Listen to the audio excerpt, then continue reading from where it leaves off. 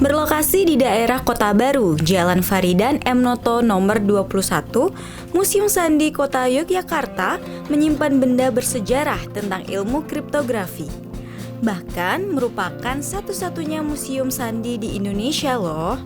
Di sini kita bisa belajar tentang sejarah ilmu persandian di dunia tanpa harus mengeluarkan uang alias gratis.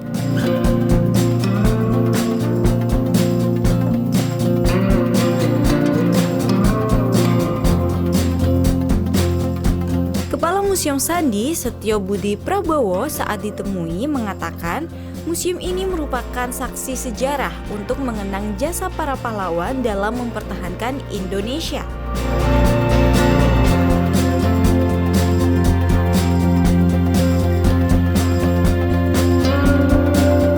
Untuk persandian memang dulu digunakan untuk pengamanan informasi dan itu digunakan sejak dahulu oleh para pendahulu. Sejak sebelum Masehi itu sebuah negara ataupun sebuah komunitas ataupun sebuah institusi pasti menggunakan persandian untuk mengamankan informasi rahasianya.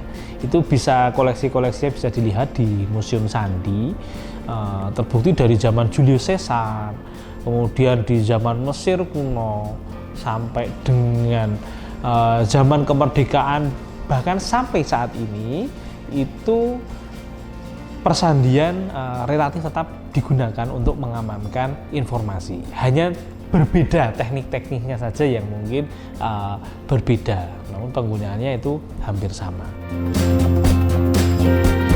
Museum Sandi di Kota Baru ini sebelumnya ditempatkan di basement Museum Perjuangan dan sudah berdiri sejak tahun 2008. Namun seiring berjalannya waktu, Museum Sandi pada tahun 2013 dipindahkan ke wilayah Kota Baru.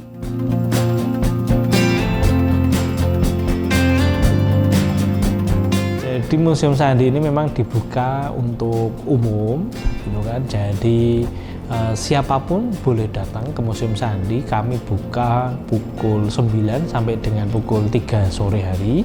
Namun mulai bulan Juni 2023 Museum Sandi mungkin akan buka malam hari juga, terutama di hari Jumat ya. Jadi kalau ada teman-teman yang lagi main ke Jogja di hari Jumat sore bisa berkunjung ke Museum Sandi itu malam, supaya merasakan atmosfer berkunjung ke museum itu tidak hanya siang hari namun juga bisa di sore atau bahkan sampai dengan malam hari.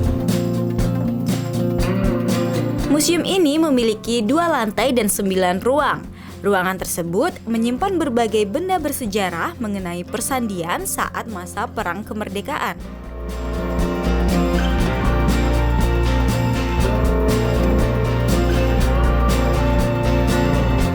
Adapun alat bersejarah yaitu mesin SR-64 yang dibuat pada tahun 1964 dan merupakan mesin sandi pertama yang dibuat oleh orang Indonesia untuk memberi pesan agar tidak diketahui musuh. Baik, yang di sebelah kanan ini adalah salah satu koleksi Museum Sandi yang cukup langka karena ini adalah salah satu mesin sandi asli produksi dalam negeri dengan kode SR64. Dibuat di sekitaran tahun 64 dengan sudah menggunakan metode semi elektronik, gitu kan. Di situ kita lihat ada pinwheelnya, gitu kan, dan ini sempat dilakukan uji coba juga. Nah, kemudian ini dibuat kurang lebih ada 64 buah, hanya sampai saat ini harusnya tinggal satu mesin sandi ini. Jadi termasuk barang yang cukup langka dan asli dibuat dan diproduksi di Indonesia dengan kode SR64.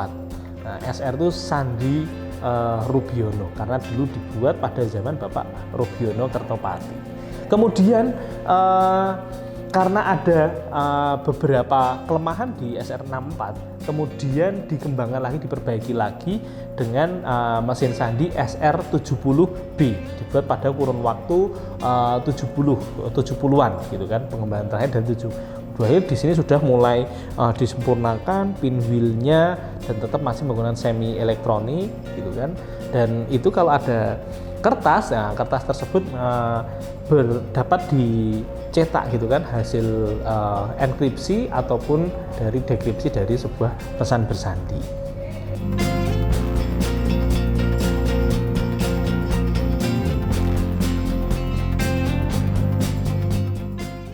Baik, ini jadi suasana dulu pengiriman berita saat terjadi agresi militer Belanda kedua.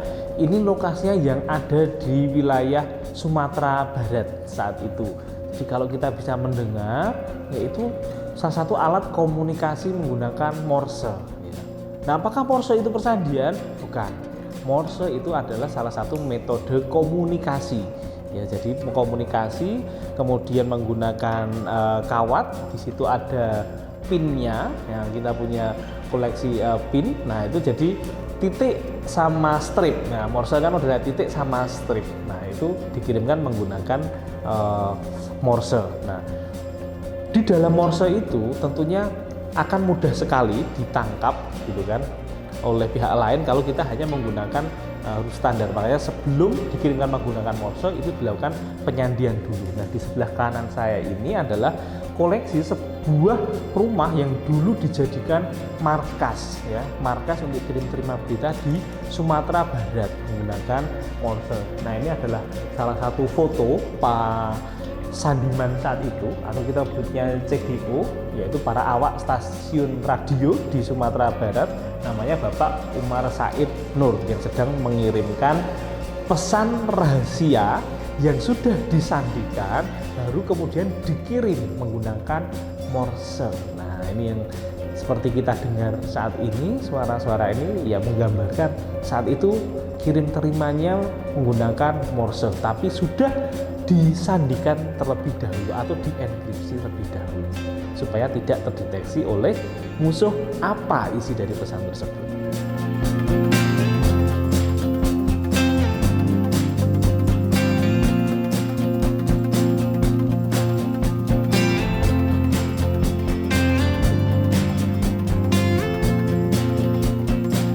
Menarik bukan? Jika Sobat YK tertarik untuk merasakan atmosfer berwisata ke museum di malam hari, Sobat YK bisa langsung mengunjungi Museum Sandi yang berada di Kota Baru mulai bulan Juni 2023.